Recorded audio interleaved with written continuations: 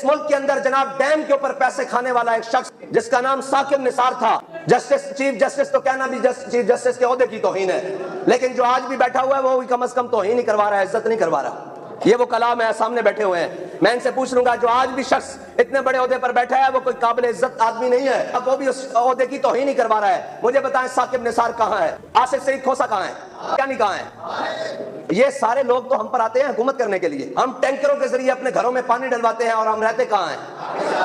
ہمارے پینے والے پانی کیا فرانس سے اور جرمنی سے آتے ہیں یا پاکستان سے؟ پاکستانی یہ ہوئے یا ہم؟ تو ان کا ہم پر حکومت کرنا فرض ہے یا ہمارا حکومت اس ملک کے اوپر کرنا فرض ہے؟ بس یہ سوال ہے پوری قوم کے آگے۔ اگر یہی لوگ آپ کے لیے پسندیدہ حکمران اور طرز حکمرانی آپ کو قبول ہے تو پھر تیار ہو جائیں، 70 نہیں 170 سال تک بھی پنجاب کے حالات ہوں یا بلوچستان کے حالات ہوں، خیبر پختونخوا کے حالات ہوں یا گلگت و کشمیر کے حالات ہوں، وہ اس سے زبوں تر تو ہو سکتے ہیں، اس سے بہتر نہیں ہو سکتے۔